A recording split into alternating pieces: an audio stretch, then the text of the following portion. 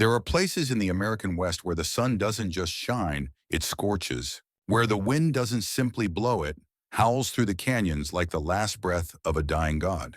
And in such places, the people left behind are carved from the same grit and gravel that coats their boots. One such place was La Sombra. Nestled stubbornly between red hills and wind-worn mesas, the town had little in the way of comfort. Dust caked everything. West windows, lungs, and dreams alike. But it held tight to the land like a rusted spur buried deep in hide. It had seen too many come-and-go gold seekers, gunmen, for ifhunsun, broken men, and women who learned to be unbreakable in the last days of autumn, 1875, when the wheat stalks stood dry and brittle and the shadows grew long before evening. A woman stepped out of the only bank in 100 miles with the weight of 30 days pressing on her shoulders. Her name was Clara Morales, a widow. Amir Wadasura, a mother, and the last soul standing between a dying ranch and the banker who meant to bury it. The double doors of the Las Sombras Trust and Loan groaned shut behind Clara Morales as if they, too, Suriname, were reluctant to let her go. The heavy scent of dust and ink lingered on her shawl. Her fingers, calloused from mending fences and milking goats, curled tight around the edge of her worn ledger. Her brown eyes, usually soft with kindness, burned now with something sharper. She didn't look back. Behind her, in the cooler shadows of the bank's office, Runtraz leaned back in his mahogany chair, tapping long fingers on a leather-bound ledger and smiling that smile Clara had come to dread, thin, dressuritum, surmati, and full of teeth. "You've got 30 days, Mrs. Morales," he had said. "Find a man, find a miracle, or find another life. Somewhere far from Las Sombras." She'd nodded once and walked out. Pride didn't put food on the table, but she still had enough to keep from begging. The afternoon sun hit her full in the face as she stepped onto the creaking boardwalk. But she didn't flinch. Her boots cracked and restitched more times than she could count, struck the boards with a purposeful rhythm. Her skirt flared slightly as the desert wind whipped through the alleyways, carrying the scent of horse sweat, smoked meat, and distant rain that never came. The town buzzed as it always did in the late hours of trade. Chickens squawked from wooden cages, men haggled over bells of oats, and women leaned over apple barrels whispering gossip behind gloved hands. Clara's daughter, Rosie, gripped her hand tightly, barely 6, with tangled curls and wide eyes. The girl dragged a limp rag doll by one arm, its button eye hanging by a thread. They passed the mercantile, the smithy, and the well with its broken handle. But near the edge of the market, just as Clara reached for a basket of bruised peaches, a scuffle broke the rhythm of the day. A cart had tipped. Barrels rolled. Two drifters, thin, ragged men with hard eyes, were shouting at an elderly peddler. "Señor Delgado." His cane knocked aside. Clara instinctively moved Rosie behind her, shielding her with her skirt. The crowd shifted, but no one stepped in. And then he appeared. The cowboy came from nowhere, like a shadow stitched into the seams of the town. One moment the tension crackled like gunpowder. The next it broke. He didn't shout. He didn't brandish steel. With quiet, deliberate movements, nursing Marmashorn, he stepped between Delgado and the drifters. His coat flapped open, revealing a faded blue shirt and a revolver holstered low. He didn't reach for it. Instead, he met the nearest man's eyes and said, simply, "You dropped something." One of the drifters lunged. The cowboy sidestepped, grabbed the man's wrist, twisted, and disarmed him with the ease of someone long accustomed to rough company. The second man faltered, looked at the silent onlookers, and took off running. The cowboy dusted off Delgado's hat, placed it back on the old man's head, then tipped his own as if he'd done nothing at all. Clara stood frozen, Rosie peeking around her skirt. The stranger turned slightly, just enough for their eyes to meet. He didn't smile, but there was something in his expression that struck her as and not arrogance, not showmanship, something quieter. A man used to being overlooked, who didn't mind fading into the crowd. She didn't believe in fate. Not anymore. Not after burying a husband in the dry earth and keeping cattle alive on spit and prayer. But the look he gave her steadfast. Steady wasn't the look of a stranger. Later, near the pump, she found him again, Or maybe he found her. He stood barefoot in the dirt, refilling his canteen. Dust clung to his arms, and his sleeves were rolled high. His jaw was shaded with the kind of stubble that came from sleeping under stars. And yet, Utpurnat, he didn't move like a vagrant. There was a precision to him, a calm pietism. You're not from around here, Clara said, her voice even but wary. The cowboy looked up, one brow raised, his lips curled. Just barely. That obvious. You helped Senor Delgado. On me. She continued. He's got 3 sons in this town. Not one of them showed up. He shrugged. Guess I don't mind getting my hands dirty. She hesitated. What's your name? James McCall. He waited. She didn't offer hers. Are you married? She asked bluntly. His brow arched again. No. Siri Verman. Would you pretend to be? The question hung in the air like a shot waiting to fall. James lowered the canteen. Beg pardon. Sure, it would be temporary. A few weeks. Maybe, Mum. I need a man. Or rather, the idea of one. He glanced at Rosie, then back to Clara. His expression changed not with suspicion, but with understanding. It wasn't the first time someone had asked him to play a part. You don't even know me, he said. I don't have time for knowing. What should? She answered. Only choosing. He looked to the sky, then at the dust on his boots. Silence stretched between them. Finally, he nodded. I'm no actor. Mrs. Morales, Ryu de Brahamadan Meshagun. Clara Morales. I'm no actor. Mrs. Morales. He repeated. But I know how to stand where I'm needed. He tapped his hat, slung the canteen over his shoulder, and added with the ghost of a grin. I reckon I can play the part of a decent husband. Clara exhaled slowly. It was the first breath she'd taken all day that didn't taste like fear. Welcome to the Morales Ranch, Mr. McCall. The Morales Ranch sat 5 miles outside La Sombra, nestled between 2 ridgelines of pale red earth and scrubby juniper. It was not a grand place. The house leaned slightly east from years of prairie wind. The barn bore scars of fire and storm, and the fields had more stones than stalks this time of year. But it was home, Clara's last hold on her late husband's dream. And now, the thin line between survival and surrender.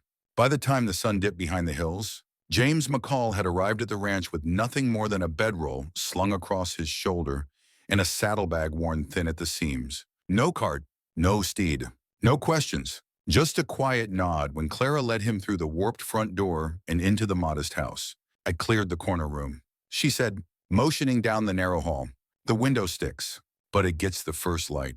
James stepped inside without a word, his boots soft on the creaking floorboards. He set down his gear by the door with a kind of reverence, as though even his presence needed permission. Clara watched him for a moment, how he moved like someone trained not to take up space. There was no swagger in him, no false warmth, just stillness. A man who listened before he spoke. That unsettled her more than charm ever could. I'll fix supper, she said at last. Don't mind the clutter. It's been a long season. That night, under a moon just shy of full, the 2 strangers sat across from each other at a small pinewood table. Rosimone Durani, too tired to stay awake, had curled up on a wool blanket in the parlor, her doll clutched to her chest. They ate in near silence stew with too many potatoes and not enough meat. Cornbread baked hard around the edges. James didn't complain. He didn't even pause. Just ate with the steady calm of a man who'd gone hungry before. After the dishes were done, Clara poured 2 cups of weak coffee and set one in front of him. He took it without a word. For a moment, it felt like a scene from another life, one where marriage had grown not from romance, but from labor shared and years weathered. You don't talk much, Clara said finally, breaking the quiet. James looked up, a flicker of dry humor in his eyes. Only when it's worth saying. She sipped her coffee, then nodded. Fair enough. You would The next morning, James rose before the rooster. Clara stepped out onto the porch just as the sky shifted from black to indigo. She blinked in the low light and spotted him by the well, hauling water with bare arms slick from sweat. His shirt clung to him, sleeves rolled, the wide brim of his hat casting shadows across his jaw. He didn't see her at first. Or maybe he did and simply didn't make a show of it. He moved with quiet efficiency, no asking, no assuming, just doing. He filled the troughs, repaired a loose fence post, and even patched a crack in the coop where foxes had been sneaking through. By noon, he'd fed the chickens and swept the porch. When Rosie spilled cornmeal mush on her blouse, he cleaned her chin with the corner of his bandana. His touch so gentle, it made Clara's chest tighten. She watched from the kitchen window, arms folded, unsure whether to feel grateful or wary. No man had stepped onto this ranch since her husband's funeral. And yet, this one fit like a knife into its sheath. Unexpected but right. Rosie followed him around like a shadow, calling him Senior Cowboy and giggling when he taught her how to whistle through her fingers. By the third day, the town had taken notice. Old Mrs. Foster, who lived on the East Field, muttered over her knitting. Strange pair, but handsome. And that man's hands, Lord. He works like he means it. Ezra Bell, the blacksmith, Ikermasurin de Surinon, spat beside his anvil. Didn't know Morales had herself a man. That fella's no fool. Though, he fixes things right. Clara pretended not to hear. This wasn't real. It was never meant to be real. But James didn't treat it like a farce. He made no demands. He cleared space on the pantry shelves for her jars of sage and wild mint. He scolded Rosie gently when she reached toward the stove, and praised her loudly when she counted to 20 in English and Spanish both. He made sure his boots never tracked mud past the threshold. It was the small things that betrayed him, the little acts that no drifter cared to remember. One night, they were on a one. Long after Rosie had fallen asleep, Clara passed his door and paused. A sliver of lamplight shone from inside. She peeked. James sat on the floor, legs crossed. In his lap was one of Rosie's shoes. The sole had split wide along the heel. He was stitching it back together, methodically, with a strip of leather he'd cut from his own saddle girth. His fingers moved with quiet concentration, threading each stitch like it mattered more than anything. Clara stepped away, heart caught in her throat. She returned a moment later and set a small cup of sweetened tea on the floor outside his door. She didn't knock. The next morning, the cup was washed and set neatly by the sink. He didn't mention it. Neither did she. On the fifth night, a dust storm blew in from the west. Clara had seen them before, how they started with silence. Then the wind would lift like a curtain, and grit would pour across the land in waves. She bolted the windows and brought Rosie in from the barn. James was already inside, sharpening a knife by the hearth. "You ever seen one like this?" she asked, nodding toward the darkening sky. He paused. "Arizona. 3 years ago.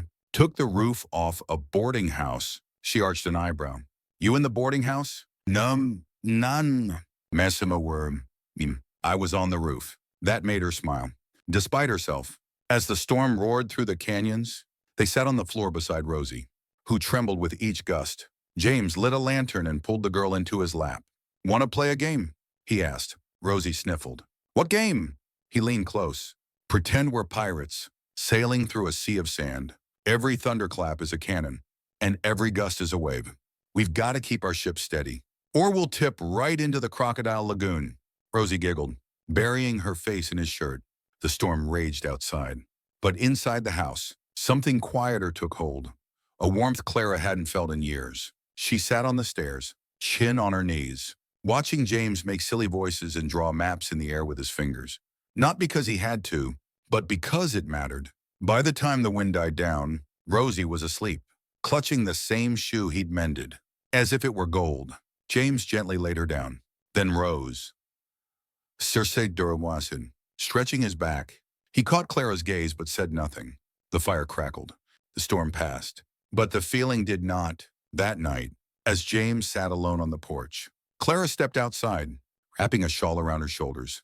He didn't turn, just said, "She's a brave girl. She is." Clara agreed. "She gets that from her father." James nodded. "He'd teach her how to ride. She was 2 when he died." Clara said softly, "Fever took him. Took a lot of good men that spring." Silence settled again. It wasn't awkward. It was familiar. "I never expected to ask a stranger to play husband," she admitted. "But you don't feel like a stranger." James turned his head then, just enough for the moonlight to catch in his eyes. "You don't feel like someone pretending to be a wife, either." To Marner, Clara's breath caught. They said nothing else. There were no declarations, no promises, just the sound of insects whined over the roof, and the shared understanding that something real had begun beneath all the pretending. By the end of the week, word had reached every corner of La Sombra that Clara Morales had taken in a man. They called it everything from romantic to reckless. Some nodded in respect. Others whispered with venom. But Clara didn't care. Her focus remained on what mattered: the ranch. Her daughter, Kitorwasa and Timona, and the 30-day deadline counting down like a fuse. She woke each morning before the rooster, fed the animals, hauled water for Sordobechernta, and by the time Rosie was dressed, James was already out in the pasture, hammering fence posts or clearing tumbleweed. He worked like the land owed him something, or perhaps like he owed the land. Every night, Clara crossed off another day on the calendar hanging by the door. 23 days left. Then one dusty afternoon, a figure rode up the long road to the ranch run Traz. Clara was mending a saddle strap in the shade when she saw the glint of sunlight on his silver belt buckle. She stood, brushing dirt from her skirt, and called for Rosie to stay inside. Run dismounted with theatrical slowness, the heel of his boot clicking as he stepped up to the porch. Afternoon, Mrs. Morales, in soon, he said smoothly, doffing his hat. Heard you found yourself a man. She didn't return the greeting. What do you want? Rata service story tattoo. His smile thinned. Just checking in. We've only got 3 weeks left on that loan. And I'd hate for you to feel forgotten. I haven't forgotten, Clara said. We'll have payment ready by the deadline. Run leaned casually against the railing. Clara, is money ready to. Clara, you've always been stubborn, and I've always respected that. But dreams don't keep property. Money does. And you're coming up short. We'll manage to wash him in him. He eyed her, his voice softening in a mock display of concern. You know, if you married someone with land, assets, a man with a name that means something in this town, your problems might just disappear. Clara's jaw tightened. And this McCall, Run continued, voice oily. He seems the silent sort. But you and I both know anyone can put on a hat and call himself a cowboy. Doesn't mean he's got what it takes to save a ranch. Behind them, a door creaked. James stepped out onto the porch, wiping sweat from his brow. He didn't speak. Didn't challenge, just stood beside Clara with his arms crossed, the sun catching in the lines around his eyes. Run's smile faltered. Just a bit. I don't believe we've been properly introduced. Shivery, he said, offering his hand. James didn't take it. Name's McCall, he said plainly. I work the land with Clara. That's enough introduction. Run lowered his hand. Workin' and ownin' are different things. Just remember that. Is that all? Run, Clara asked, her tone flat. The banker stepped down from the porch. For now, but I'll be back, maybe with papers, maybe with buyers, and maybe with a reminder that without signatures and silver, even a cowboy can't stop a ledger. He tipped his hat and rode off, leaving behind a silence that stuck to the air like ash. That night, Clara scrubbed the kitchen counters harder than necessary. James sat by the fire, whittling a piece of cedar down to a horse for Rosie. You handled him well, James said finally. Clara didn't look up. I hate that man. He's afraid. That got her attention. She turned. Afraid of him. Of me, James nodded. You're a woman who won't bend. Men like that, they need you to break before they win. Clara let out a slow breath and sank into the chair across from him. Sometimes I wonder if I'm being foolish. Holding onto this ranch like it's sacred. James shook his head. There's nothing foolish about fighting for your roots. That land remembers your husband. It's the only home your daughter's ever known. It's yours. But he's right about one thing, Clara added, her voice quiet. You and I, we're just pretending. That might not be enough. James didn't reply right away. He carved a final notch into the horse and handed it to her. Then maybe it's time we stop pretending. The next day, the town buzzed with fresh rumors. Word had spread from Ezra's smithy to the church pews that Run Traz intended to challenge Clara's claim on the ranch, that he was preparing documents, that he might call a public hearing. Some even said he'd hired a solicitor from Santa Fe. Clara tried not to let it shake her, but every knock at the door made her flinch. A defam. That evening, as the sun burned low across the prairie, James returned from town with a bundle of papers and a steely look in his eye. What's this? Clara asked as he spread the pages across the table. Run's petition, he said. He's filed notice with the county clerk. He plans to seize the land if payment isn't made no grace, no extensions. Clara's shoulders sagged. James pointed to another sheet. But there's a way. It's an inakinanaman. She looked at him. Legal marriage. Intermission, a joint claim. It would shift ownership rights, delay proceedings. It'd buy us time and it might make him think twice. Clara stared at the paper. You're saying we marry? For real? James met her gaze. Calm and steady. I'm saying we fight smart. She hesitated. You'd tie your name to mine for a scrap of land. No, he said softly. I'd tie it to you, because I've seen the way you fight for this place. For your daughter. And because if we're going to pretend, we may as well make it count. Clara's voice cracked. You don't know what you're offering. The town will talk. They'll twist everything. Let them talk. You don't even know my favorite season, she said, trying to smile through the tremble. He chuckled. Autumn. The way your eyes watch the fields when the wheat turns gold. She looked down. James. R-A-E. Just say yes. She looked at him then. Not the cowboy. Not the hired hand. But the man who had repaired her fences, comforted her child, and never once asked for anything in return. She nodded. And just like that, the game turned into something else entirely. The wedding was no grand affair.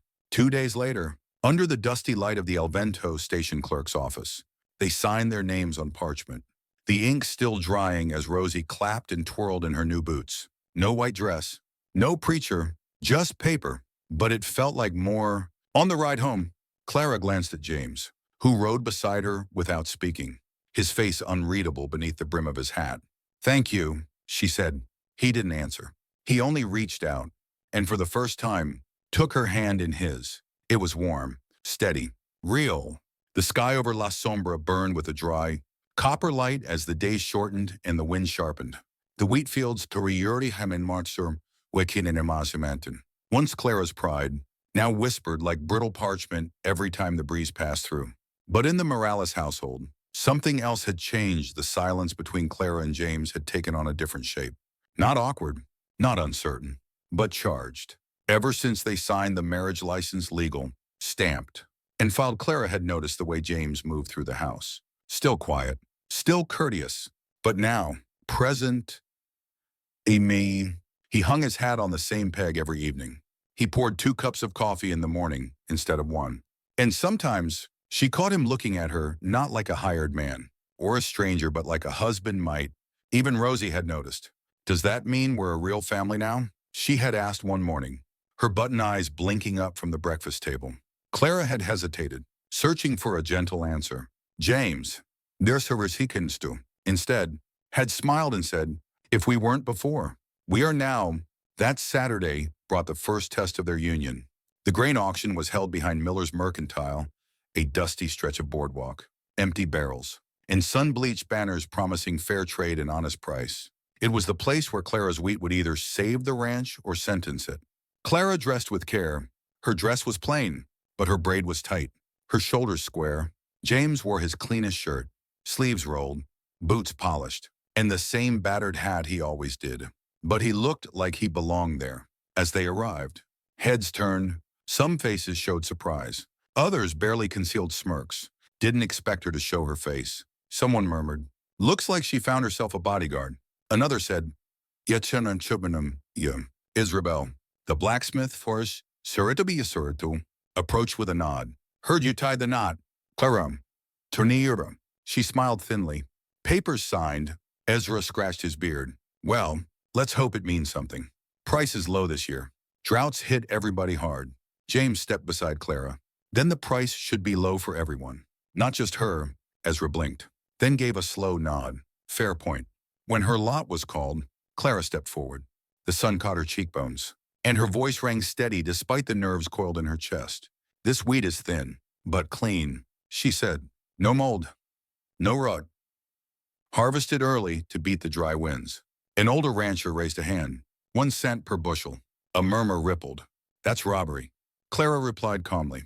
2 cents. Called another, still below last year's price. Before she could speak again, Run Traz appeared from the edge of the crowd, arms crossed, a grin slithering across his face. Well now, no such short, he drawled. Seems your name's still worth very little.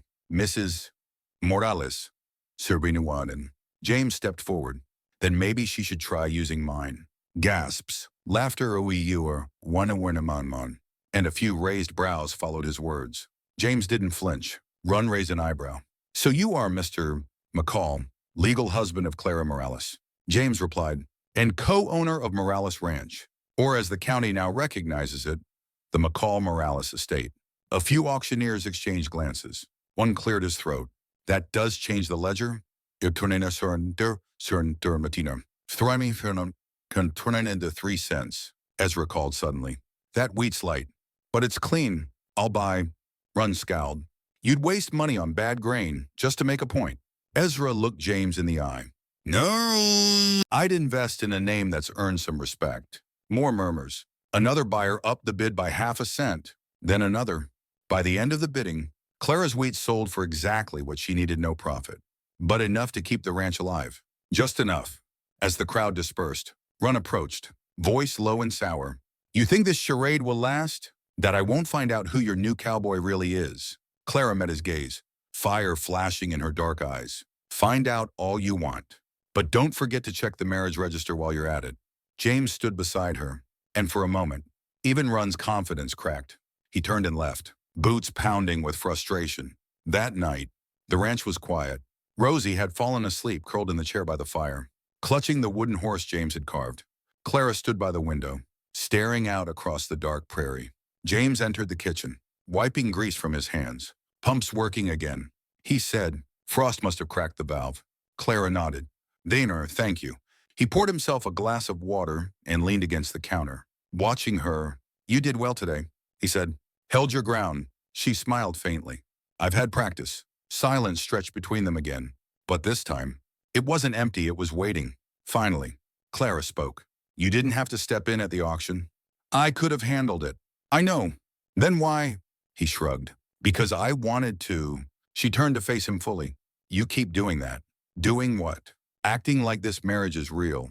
He studied her, his voice low. And if I said it feels real to me? Her breath caught. The room felt suddenly smaller. The fire warmer. I told you not to fall in love with the ranch, she whispered. I didn't, he replied. I fell in love with the woman who refused to let it die. That broke the air between them like thunder. He stepped closer. She didn't move away. Their hands touched, first tentative, then certain, and as the wind howled outside the shutters and the fire flickered low, Clara Morales allowed herself to lean against the man who had once been a stranger and now was something entirely different. But far across town, behind the locked doors of the bank, Run Traz sat at his desk by lamplight, staring at a sheet of paper. The letter he had sent to Santa Fe had returned. No record of a James McCall buying a horse. No property filed. No cattle brand registered. The man had no paper trail, no history, no proof, just a name. And Run Traz didn't like ghosts. He poured himself a glass of whiskey, stared into the flames, and muttered to himself, Let's see what you're hiding, cowboy. The early November wind howled across the plains like a wounded animal. It brought no mercy, only dust and the sharp promise of winter. Out at the Morales Ranch, now known in town records as the McCall Morales estate, Clara stood on the porch bundled in a shawl, watching the sun struggle through streaks of cloud. The land had quieted, but something uneasy hung in the air. A stillness too heavy, a silence that waited. Inside, James sat at the kitchen table, Rosie in his lap, helping her draw a crooked horse on a scrap of feed sack. Her laughter rang through the house, warm and defiant in the face of the cold season creeping closer. Clara turned from the window, heart tight with gratitude and fear, because just beneath the peace they'd carved out together, the past had started scratching at the door. That night, as Clara scrubbed the hearth and James repaired a cracked stirrup strap, a knock came. It wasn't a polite knock. It was a hard, flat pounding, the kind that didn't wait for an invitation. Clara opened the door to find Sheriff Alden standing there, flanked by 2 deputies. Behind them stood Run Traz, smug and wrapped in a wool coat far too fine for the territory. Clara's heart dropped. James stood. Evening? Mrs. Morales Sura e Mekanu, sir. Alden said grimly. We need to speak to your husband. Clara stiffened. What is this, Sobu? Run Traz stepped forward, waving a piece of paper like a victory flag. Seems your husband ain't quite who he claims to be. This here is a sworn affidavit. Says there's no man named James McCall registered in any county land record. tax roll, or civil registry between here and Denver. He turned to James, who hadn't moved. So I reckon it's time we hear what your real name is. James's eyes didn't flinch. I told you already. McCall's the name I was given. That don't make it legal, the sheriff said. Now, Desiree, we ain't arresting you, not yet. But folks got the right to know if you're trying to commit fraud. Clara stepped between them, voice sharp. He hasn't taken a dime from anyone. He's worked, earned his keep, and stood beside me in front of God and law. Run smirked. But it ain't God I answer to. Darling, it's the court. Alden nodded. We need him to come to town, just to answer a few questions. Set the record straight. James gave Clara a long look. Then he nodded slowly. All right.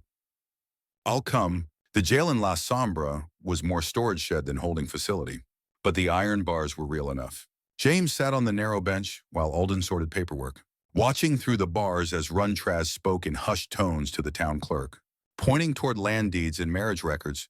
Why is he so hell-bent on taking that ranch? James finally asked. Alden sighed. It ain't about the ranch. It's about what it represents. Run's been buying land cheap, turning family plots into grazing lots. Yours is the last freehold that borders his southern fence line. He gets yours. He controls every water route for 10 miles. So it's about control. Always is, Alden muttered. Back at the ranch, Clara's hands trembled as she lit the lamp. Rosie had gone quiet, sensing something was wrong. The girl sat with her arms wrapped around her knees, eyes flicking toward the door every few minutes. Will he come back? Rosie whispered. Clara knelt beside her. Yes. Do you renhasser? Baby. He always comes back. But her own voice held little conviction. By morning, half the town knew James was locked up. Rumors flew like crows. He's an outlaw, ran from the law up north. Maybe he's a Confederate deserter, wherever a Pinkerton, spying on the railroads. Clara rode to town in her worn boots and dust-streaked shawl. She stormed into the sheriff's office, slamming her palm on the desk. You can't hold him. Not on gossip. Alden looked weary. It's not the holding that's the problem. It's the questions that come next. Runtraz appeared. Right on cue. Unless he drawled. You're willing to void that marriage contract. Annul it. Claim fraud. I'll drop the petition. You get to walk away clean. Clara's fist clenched. You want me to give up my land? I want you to admit you were wrong, he said smoothly. That you hitched your star to a ghost. Clara's voice rang like iron. He's more real than you'll ever be. She walked to the cell, hands wrapping the bars. James stood. They offered you a way out. They offered me a way to lie. She said, I didn't take it. Something in his face broke, then not fear, not weakness, but something tender. A crack in the wall he'd built so carefully.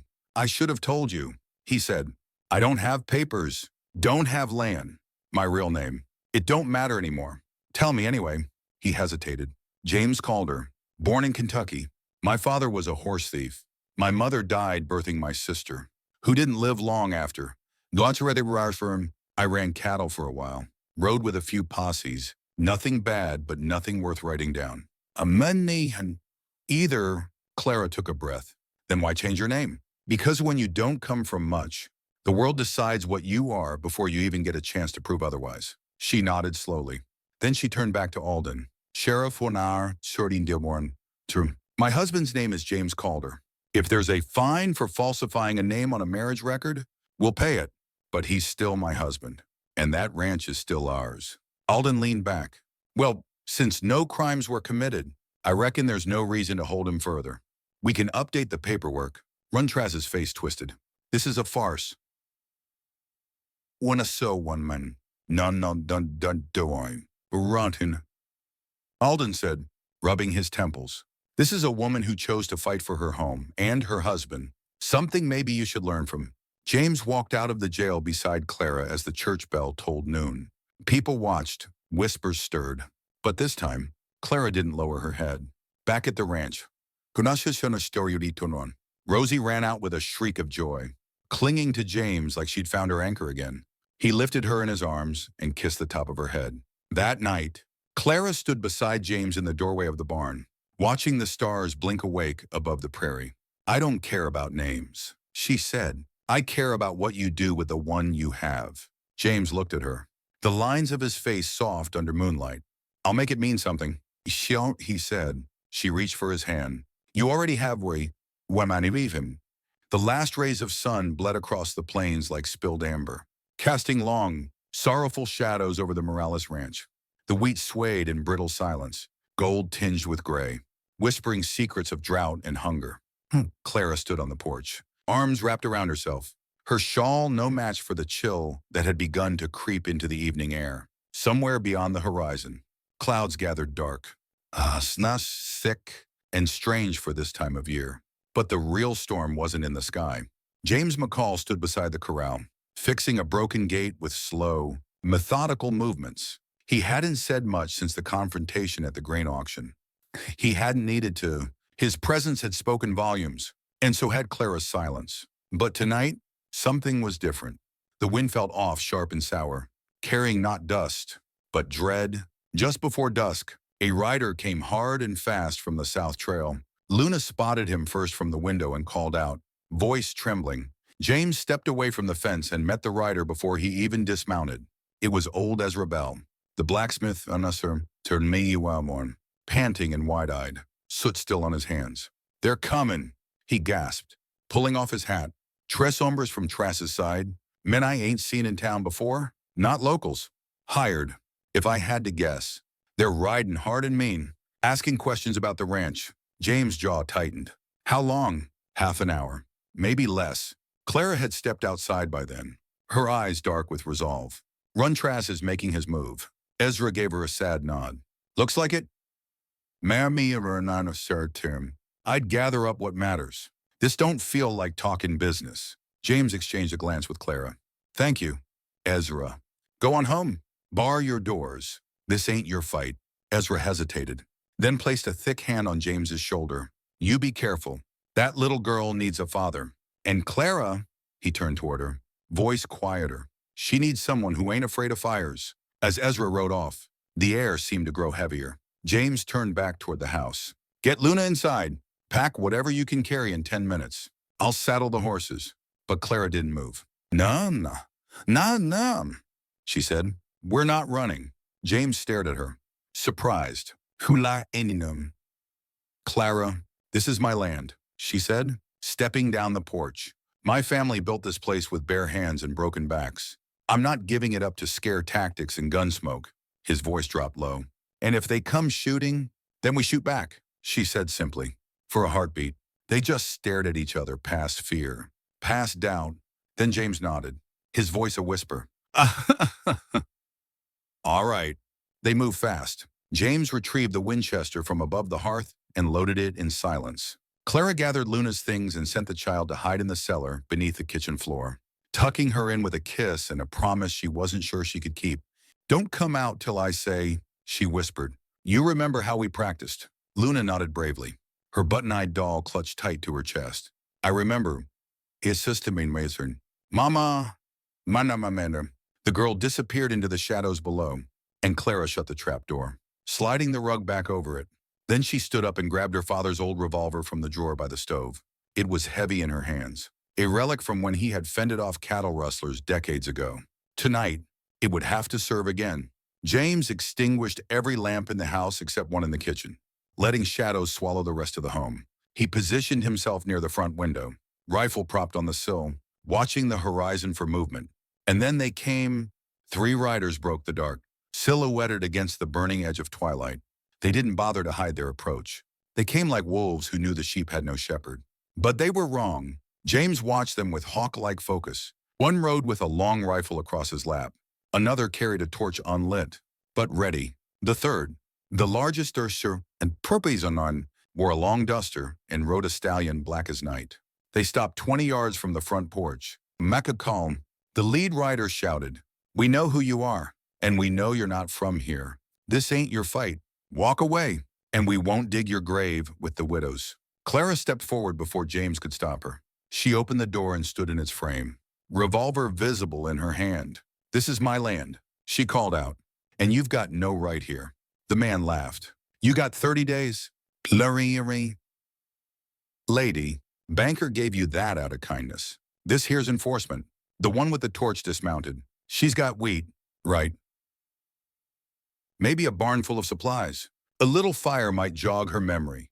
James's voice was steel. You take one more step, and I drop you. The man froze, the torch still in his hand. Easy. Cowboy, kakininos. You don't know who you're protecting. I know enough. James said, I know cowards when I see them, and I know the law's a long way from here. So if you plan to act, do it fast or turn around and ride. They hesitated. Then the one with the torch flung it toward the barn. James fired. The torch fell short, hitting the ground and rolling out in a weak flame that quickly sputtered against the dirt. The torchbearer cried out, stumbling back. His arm grazed. The others drew their guns. Clara didn't hesitate. She fired once, hitting the ground near the stallion's hooves. The horse reared, throwing its rider off balance. The man fell hard, gun skittering across the yard. James took the opportunity. He leapt from the porch. It sunk in a crossing the ground fast and furious. He tackled the torchman, wrestled his weapon away, and drove a fist into his jaw hard enough to knock the man out cold. The third man tried to aim his revolver, but Clara had reloaded. Don't, she said. Steady now. Voice deadly calm. He saw it in her eyes she wasn't bluffing. With a snarl, he dropped the gun and raised his hands. The dust settled. The fight had lasted less than 2 minutes, but it left sweat on James's brow and a tremble in Clara's knees. She leaned against the doorframe, revolver still clutched, while James tied up the last conscious rider with a length of rope from the barn. When it was over, Luna peeked her head up through the cellar door. Mama? Clara rushed over and knelt beside her, gathering her into her arms. It's all right, sweetheart. We're safe. James joined them, wiping blood from his split lip. Luna reached up and touched his cheek. Senor Cowboy, you okay? He smiled through the pain. Right as rain. Little one. Later that night, the 3 intruders were hauled into town by Ezra and a few other ranchers who'd ridden out once they heard gunshots. The blacksmith took one look at the tied-up men and grunted. You left him breathing, he said to James. For now, fear fum. James replied, they can rot in a cell rather than under dirt. Ezra tipped his hat to Clara. You did good. Miss Morales, and Mary Watson. Clara didn't answer right away. She stood next to James, her hand unconsciously brushing his. Back at the ranch, after the others left and Luna was asleep in the bed, James had helped men. Clara and James sat on the porch, the stars cold and clear above. You didn't have to stay, she said softly, sipping tea from a cracked mug. I did the first desirison, he replied, gazing out at the horizon. Some things are worth standing for. She turned to him. And what if they come again? What if it's not just 3 next time? James looked at her, then, eyes unwavering. Then I'll still be here.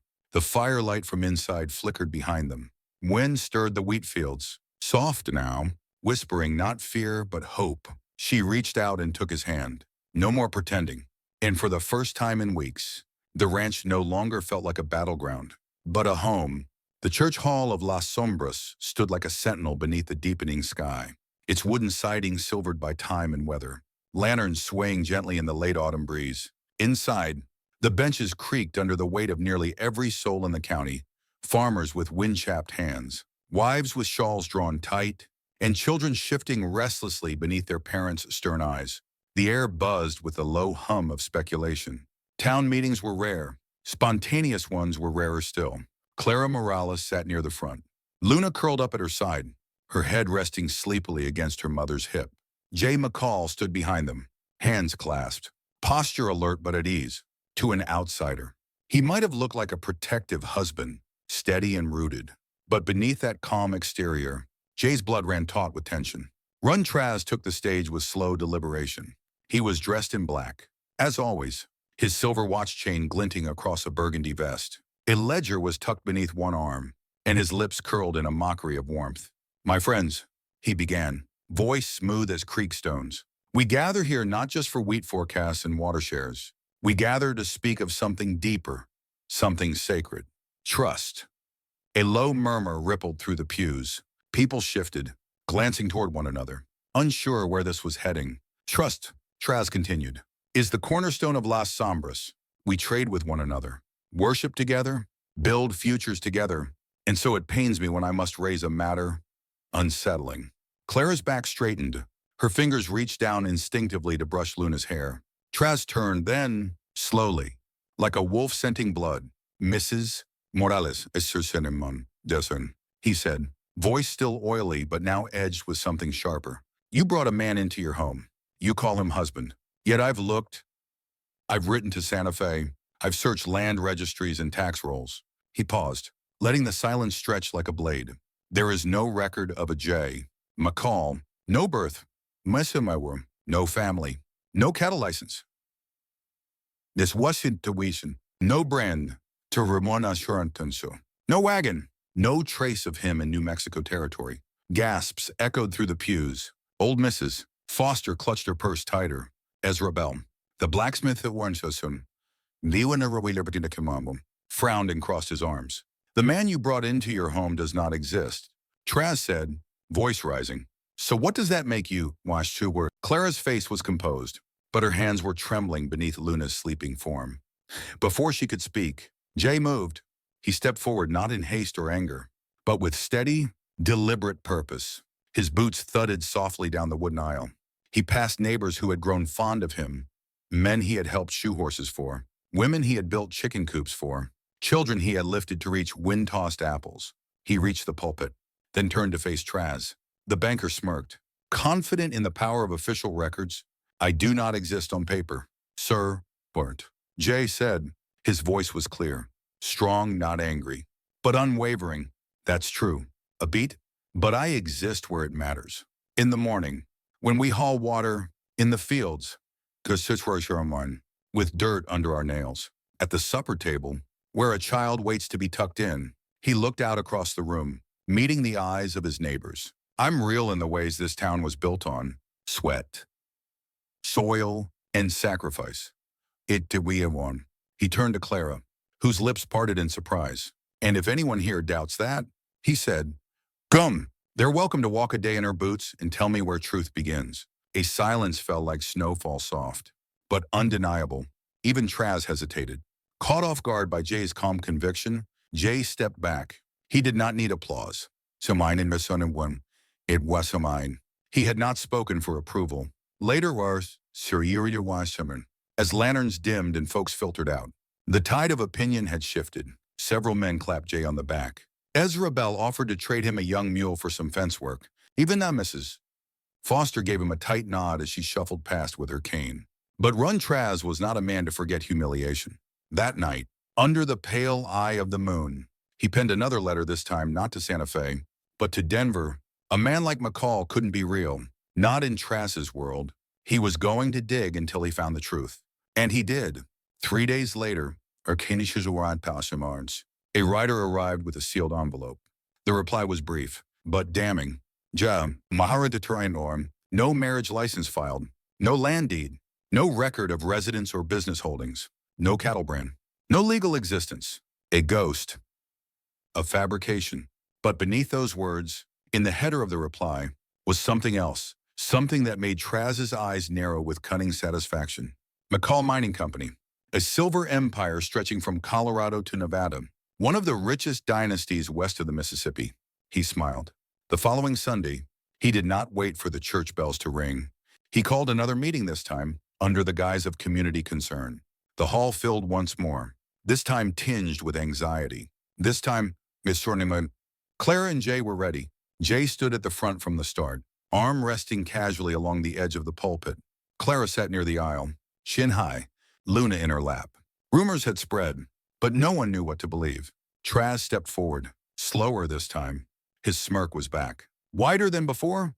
Ladies and gentlemen, he began, I fear we have all been deceived. Not just about a man, but about the foundation upon which he now claims to stand. He held up the letter. No marriage license. No land deed. No identity. Yet he paused dramatically. The name McCall does appear. Just not where he claimed it. The audience leaned in. McCall Mining, Trasier Fars said, a name that carries weight in gold bars and courtrooms. But this man, he jabbed a finger toward Jay, is not here to start a family. He's here to disappear from one. All eyes turned to Jay. Traz was circling now, the way a rattlesnake coils. So I ask you, neighbors, what kind of man pretends to be poor when he is born of silver? What kind of man lies to a widow? He didn't lie. Clara's voice cut through the air. Traz paused. She stood slowly, carefully moving Luna to the bench beside her. He didn't lie to me, she said again. Clearer now. He told me enough. And I saw the truth in his work, in how he treated my daughter, in every splinter he pulled and every shoe he stitched. Traz sneered. But what of the name Mrs. Morales? What of the truth he hid from us all? Jay raised a hand. I didn't hide, he said. I ran. The room stilled. Jay turned to face the crowd. I ran from a name that told me who to marry, what to say, how to smile. I left a mansion to sleep under stars, because I wanted to know who I was without the title, without the coin. Just me. He turned to Claire again. She gave me that chance. Another silence. This one different. Not shocked. Contemplative. I am Jay McCall, he said. And if anyone here thinks that makes me less of a man because I chose to shovel mud instead of inherit silver, then I reckon I don't need your trust. Traz tried again, raising his voice. P-form. This is a man who played house with a widow. No, Clara said, stepping beside Jay. He built a home with us. Jay looked at her, something unreadable flickering behind his eyes. I didn't pretend when I fixed her shoe, he said softly. Or when I taught her daughter how to whistle. That was real. People shifted in their seats. Doubt cracked. Sympathy stirred. You want to know the truth, Clara said. This town doesn't need another name from a bank ledger. It needs men who show up. Women who endure. Neighbors who know the sound of a crying child and come running. She took Jay's hand. And this man, this ghost, as you call him, has done more for this town in 6 weeks than you have in 6 years. Tress's smirk faded. His mouth opened, then closed. The meeting ended not with a vote or verdict, but a silence that said enough. Outside, beneath a cooling dusk, Clara and Jay walked home side by side. Luna skipped ahead, chasing falling leaves. Jay looked down. I suppose you know now, he murmured. She didn't reply immediately. Then she said, you weren't hiding. You were becoming. He exhaled a breath he hadn't realized he'd been holding. And what now? He asked. Clara looked out at the field, wind tugging her hair. Now we build there, not on lies, not on silver, but on the truth we found in each other. They reached the porch steps as the stars began to blink awake. Jay paused. Thank you for defending me. Clara turned, eyes fierce but warm. You never needed defending. Chérie Joe, you just needed to be seen. Las Sombras, late November 1875. The frost clung to the window pane like lace sewn by winter's own fingers. Dawn had only just broken over the edge of the hills, casting pale light across the ranch that Clara Morales now called hers, not just in name, but in truth. For the first time in months, the ranch didn't feel like a burden. It felt like a beginning. Clara stood in her mother's kitchen, her kitchen now hands wrapped around a steaming mug of chicory brew, eyes trained on the land outside. The wheat fields, blackened weeks ago by fire, now lay still and reborn. Green shoots had started to break through the ash, small, stubborn signs that not all had been lost. James said the earth had memory, that it healed in time. Maybe people did too. Behind her, the quiet rustle of a child's footsteps broke the silence. Mamaya. Rosie appeared at the doorway, rubbing sleep from her eyes, the corner of her blanket still dragging behind her. Clara smiled and reached down. Come here, mi corazón. She scooped her daughter into her arms and rested her on her hip. Do you smell that? That's the smell of a good morning. Rosie sniffed, nose wrinkling. Smells like horses. Clara laughed. And through the window, she spotted him, James McCall, already at work. He was hauling feed to the paddock, a wide-brimmed hat low over his brow, sleeves rolled to the elbow, boots kicking up frost with every step. It was the same every morning now. He was up before the sun, shoulders bent to labor, hands steady. No more talk of leaving. No more drifting eyes to the horizon. James had stayed, and his staying had changed everything. Rosie wriggled out of her mother's arms and dashed to the door. Wait your boots. Too late. The child burst barefoot into the cold, chasing chickens with laughter that echoed across the yard. James paused at the sound and looked up. He tipped his hat toward Clara through the window, and she lifted her mug in salute. This was their life now, and she was beginning to believe it might hold. By midday, the sun warmed the frost, and the scent of cedar smoke drifted from the chimney. Clara walked alongside James as they surveyed the north fence line. The fire from a few weeks ago had spared most of the outbuildings, but not the fencing near the dry creek. James had promised to replace it before snow came in earnest. You know, Clara said, pressing a gloved hand to one of the fence posts. I used to hate this work. It felt like proof I'd failed. Every broken board, every sagging gate, it all reminded me of what I'd lost. James didn't interrupt. He let her speak. But now, I don't know. Mending it with you planting things again, it's different. It doesn't feel like failure. It feels like something worth saving. He glanced sideways. Funny how love does that. Clara didn't answer right away. She reached down and picked up a fallen branch, snapped it in half, and tossed it into the kindling pile. James let her show was tormenting, she said, her voice soft. Do you ever think about starting over? I mean, really starting, not just patching things together, but building something new. He set his hammer down on the fence rail and turned toward her, his expression unreadable for a moment. I used to think I had to run from who I was to start over. He said, "Whoa, and we're in the house." Now I know different.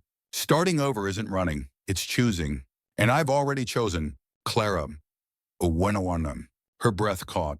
The wind lifted the hem of her coat and fluttered it like a banner. She could feel something unspoken between them, swelling like thunder just beyond the ridge. What if I told you I don't want to be alone anymore? She asked. I'd tell you I never wanted you to be. That evening, the kitchen glowed with the golden hush of firelight. Clara stirred a pot of lentils while Rosie sat at the table, tongue between her teeth, trying to draw a horse with crayons James had bartered from Miss Callahan. James returned from the barn just after sundown, the front door creaking open to let in a gust of wood smoke and cold air. It'll snow tonight, he said, brushing his hands clean. Sky's got that hush to it. Then come warm up, Clara called. Supper's almost ready. He hung his coat, washed his hands at the basin, and sat across from Rosie. You get his ears right this time, he asked, nodding to the drawing. Rosie giggled. They're pointy on purpose. You're making unicorns again, aren't you? No, she lied, grinning. Clara watched them from the stove, heart tight with quiet joy. This was the home she'd dreamed of. No chandeliers or polished halls, just warmth, steadiness, and someone who chose her every day. After supper, when Rosie was asleep with her head on James's shoulder, Clara laid a hand on his arm. Come with me, she whispered. He followed her to the back room once used for grain sacks and forgotten trunks. Now, it was something else entirely. He paused in the doorway, eyes scanning the walls lined with books, shelves handmade and sturdy. A soft woven rug covered the floor. A small oil lamp glowed beside a reading chair. Clara turned to him. I used to dream of a place like this, a space for Rosie to learn, a place for stories that matter. You made it real. I listened. He said simply, that's what husbands do. She stepped into his arms. Then be one, she said, for real this time. They were married beneath the big cottonwood near the orchard 3 days later. It wasn't a wedding with silverware or roses. There was no pianist, no choir, just townsfolk in their Sunday best, and Rosie tossing handfuls of dried lavender from a tin bucket. Clara wore her mother's lace dress, hem mended with thread from an old handkerchief. James wore his good vest, polished boots, and the same hat he'd refused to replace. I figure if it weathered the fire, he said, it's good enough to weather vows. Ezra Bell stood as witness. Miss Callahan read the vows. Rosie held the rings James's, a simple iron band forged by the blacksmith. Clara's etched with Rosie's initials inside. When it came time to speak, James took Clara's hands and looked into her eyes. I used to think I was a man with nothing left. Just boots, a saddle, and a name I didn't want. Then I walked into this town, and you, his voice cracked. You gave me more than I ever deserved. You gave me back myself. Clara pressed her forehead to his. I used to think I had to fight alone. That strength meant silence. But you taught me that letting someone stay isn't weakness. It's hope. The town applauded as they kissed, not the kind of kiss for show or spectacle, but a quiet sealing of truth between two weathered hearts. That night, they sat on the porch of the newly christened Morales McCall Ranch. A hand-painted sign hung at the gate, Ranch of Honor, Roots and Redemption. Rosie was already asleep inside, curled around a rag doll in a drawing of a unicorn. The stars stretched endlessly above them, clear and sharp in the desert sky. The wind carried the scent of wheat and cedar. Somewhere, a coyote howled. James wrapped an arm around Clara. Tell me something, he murmured. Anything. When you first asked me to stay, did you already know I would? Clara smiled against his shoulder. No, but I hope. And sometimes that's enough. He turned toward her, hand tracing the line of her jaw. And now, Fria de worm, now kunimorntem, she whispered. I know I was never meant to do this alone. He nodded slowly. Then I'm staying. For every storm, every harvest, every sunrise. Their lips met again beneath the stars. And this time, there was no pretending. No doubt, just a man, a woman, and the land they'd tamed together. In the heart of the untamed frontier, Roots in Redemption reminds us of something timeless, that no matter how scorched the past, life can still bloom again if we have the courage to plant new seeds. That love, Birawawain, when freely chosen, can mend even the deepest wounds. And that home is not built with wood or stone, but with trust, loyalty, and hearts that choose each other, day after day. Clara and James's journey shows us that starting over isn't weakness, it's a kind of strength. And in a world full of storms, the bravest thing we can do is stay. If this story touched your heart, please give it a like and share it with someone who still believes in second chances. Don't forget to subscribe to The Silent West for more soul-stirring Western tales filled with love, gratuity, and redemption. From our campfire to yours, thank you for riding with us.